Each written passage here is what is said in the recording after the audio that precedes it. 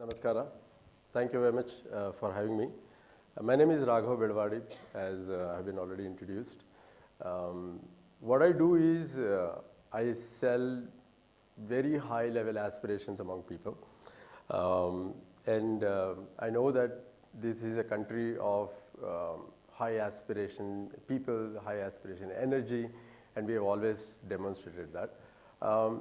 Picture this, 8, 9-year-old boy, long time ago, was playing around his house, and there passes by a beautiful, flashy Mercedes car, and he goes towards the car and he starts peeping inside the car. It's curious, kids are, and leaves, his handprints on the glasses.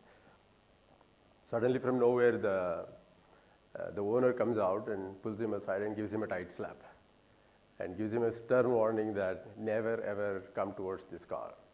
This is not for you. That was me many years ago, and I don't even remember how the Mercedes looked like those days. But I knew that was a very attractive car, and I still try to figure out what was that car and how did it look like. Only about 40, 50 years later, we have 34,000 of such cars globally. And to my satisfaction, we have more than 10,000 Mercedes cars globally. So that gives me some times that I got it. So I still don't know what Mercedes model was. But that's how the beginning was. It's important that we learn. Life gives you a tight slap, many times. During our when you are growing up as a child, when you are during your education, when you are you're aspirant for your career on a professional ground. But I think what it always gives you, it gives you a very strong message. Growing up, I was just a regular kid. I come from Mysore, a lower middle class family, where for last 1,000 generation, I don't think anybody even had a car. We are a typical Bajaj scooter family. So to owning a car those days was extraordinarily difficult. It was almost next to impossible. And my father always said, it's not about owning a car or something as a luxury, as a success, but how you get there is all the more important. I mean, come on, I was a real small kid, and I didn't get these heavy-duty messages. My father still keeps telling me, but I still don't get my head around that. But I know that that's a lesson that needs to be learned. At school, again, I'm talking about my background so that you know the underlying foundation for how things at uttermost simplicity can begin. And it could actually take a grand, magnanimous, larger-than-life picture if you allow it to. With just simple facts like believing in yourself and keep at it and dedication, kind of very simple words. Not anything that you guys already don't know of. Back at school, I was just a regular kid, and I see a lot of smart kids here, who are doing IAMB, a reputed institution, much higher education. But I was more interested in playing sports, cricket. I tried Carnatic classical music, and I also tried NCC. So I wanted to become a musician. I was doing really well with All India radio certification and everything. But then my parents warned me, saying that, "Bada hoke kya banega? So are you going to play music? Are you going to raise a family with this kind of money?" And they only said, "No, it's not possible." I said, "Okay, if it's not possible, it's not possible." Then I was in NCC for like far too many years, almost like a military officer. And I wanted to join army. I wanted to become an army officer. Again, my father and my mother warned me that, we are only 3 children, and if you go to army and something happens, then, you're the only youngest son. And I always told them, well, I'm gone. You have still 2 more, So not a big deal at all. Then somebody else will become the youngest. So allow me. Then they said, no, it's absolutely no problem. You should go and study engineering. It's like, yeah, this is not fair. And I wanted to do cricket, and again, those days cricket was like, hardly in 1983 we had won a World Cup with so much of controversy. Absolutely no future. And not like you have KPL, APL, BPL, CPL kind of stuff. So, we didn't have anything like that. It was, we only had Ranji and then straight away to national teams. So that was also ruled out, and I was like, guys, all the doors are blocked now. So where do I go? And at the same time, I was a below average guy, So somehow I got into engineering, finished my engineering. There was a time I remember my mother, who I lost only 2 days ago, she had written on the wall that you will never pass your 10th grade. And as a child, I almost believed that yeah, my mom is saying that maybe she knows it, that maybe I will never be able to go past 10th grade. Somehow did it, like we all do. There are a lot of relatives and friends, when we had to go to their house as a family, they used to say, yeah, you guys are okay, but see if you can leave behind Raaghav at home, he's too mischievous. And I was like, yeah, why me all the time? Because you come and break things. So you come and break things is a mental model, it's not destructive, but it's kind of, you begin to break a lot of things in your future life of breaking norms, breaking staccatos, you begin to do that. I think that's probably was my nature. I still haven't figured out though. I finished my engineering and I thought, I got it, now I'm an engineer. I should go and get a job. But you trust me, every single soul in my college, I studied at NI Mysore in mechanical, everybody, even the guys who were pathetic in studies and failed for years, everybody got an online, off campus, on campus, all sort of job except for me. And I was like, my father is on one side teaching me that, dedication, hard work, resilience, and all this. And hopefully I'm practicing something, but where did I end up with? Somehow I got a job. And I'm also a Penn State dropout. Don't ask me, that's a big, it's a big story.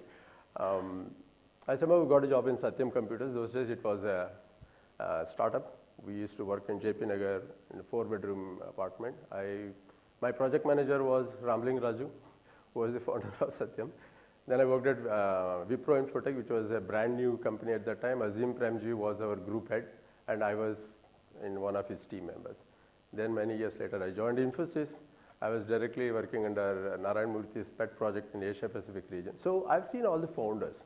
It's not that I was learning something and I was trying to become greater or something, but along the way, I thought, this is not for me.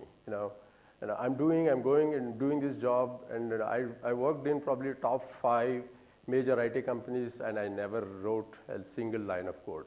I don't know how it came up, but at Accenture, I must say that was a turning point in my life, and I had a meteoric rise in Accenture the moment I joined. So sometimes what happens is you wait for too long, and suddenly life gives you an extraordinary turn.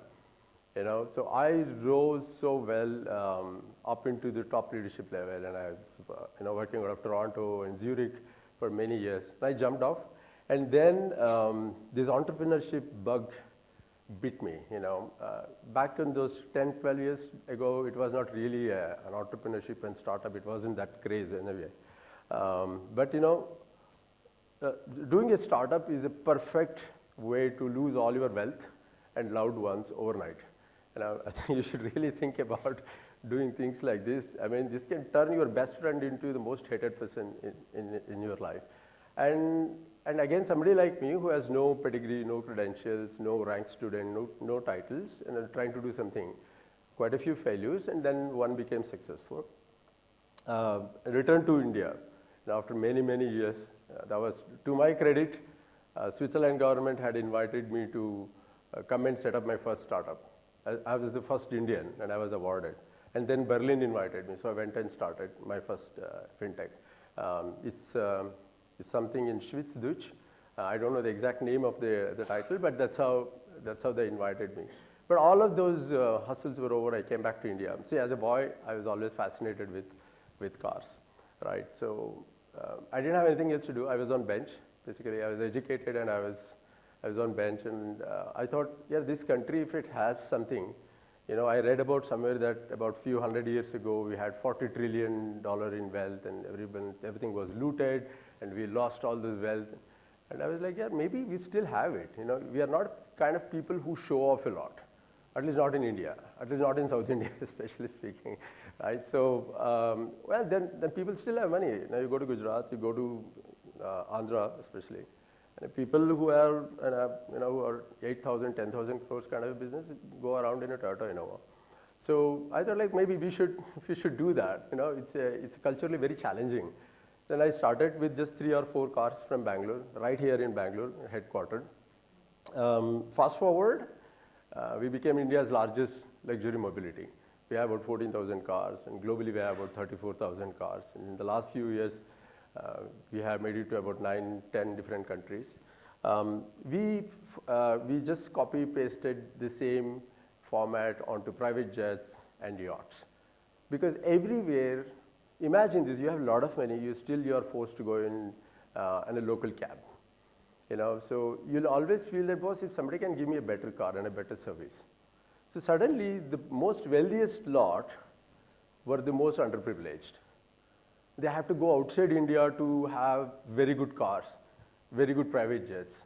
And we're still, a very small team. You won't believe that we are still 28 people, and our global asset value is over 650 billion US dollars. And as somebody like a DNB, they did an analysis and they did some PR and everything. Even I did not know that. I was like, wow, really? We have $650 billion? And my wife was like, can we have 1% of that?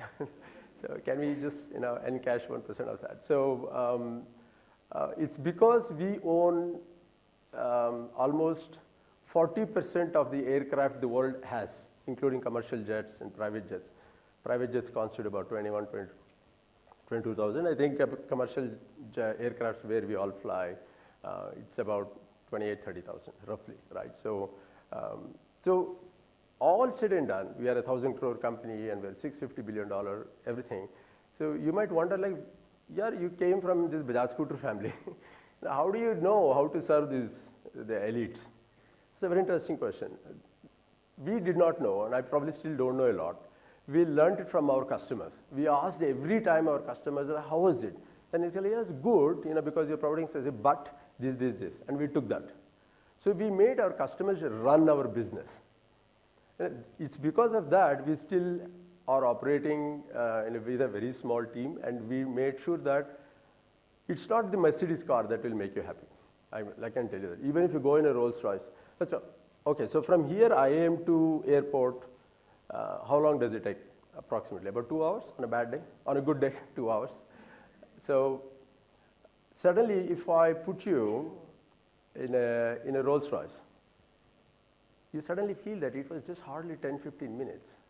Well, we didn't change the clock though, right? But your experience changed. What are you busy with when you're sitting inside a Rolls Royce?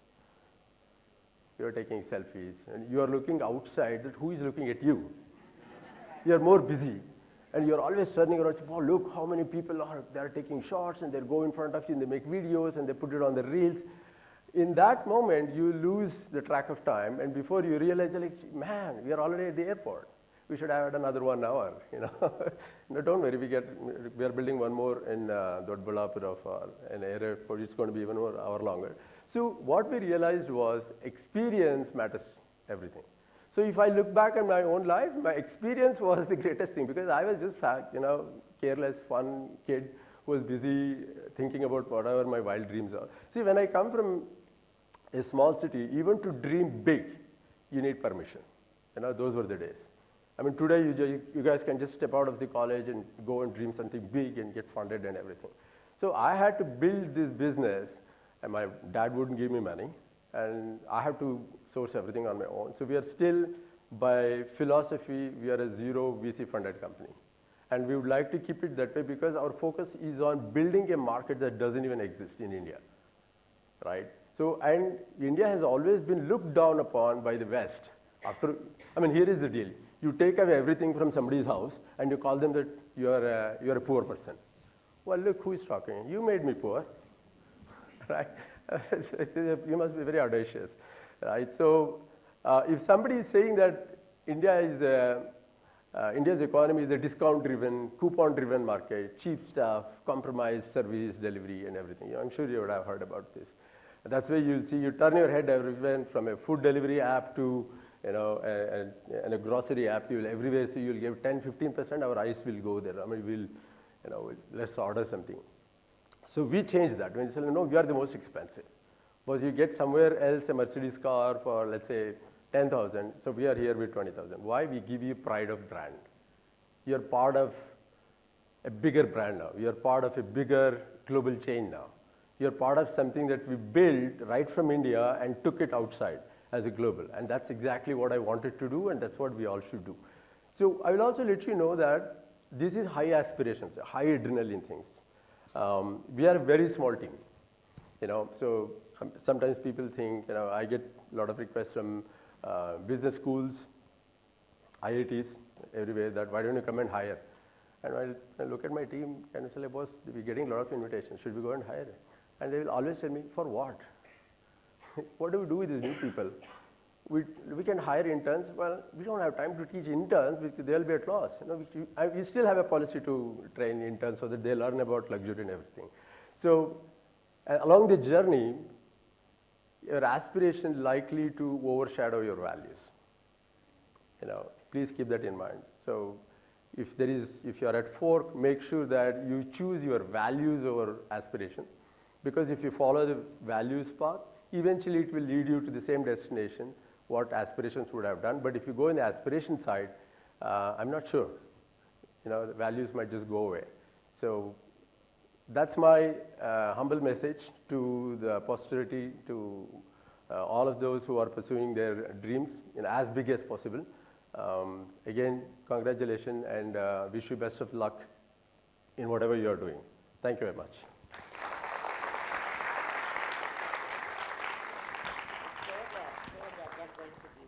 I stay here? Okay, I still have the mic. Sorry.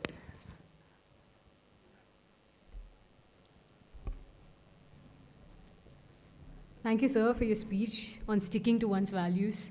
Did I stick to the time, though? Sir? We also offer our deepest condolences for your recent loss, and we're so grateful that you chose to still be here. And for that, we thank you from the bottom of our hearts. Thank you so much. We invite Shreya, our co-organizer, to present a memento to Mr. Belavadi.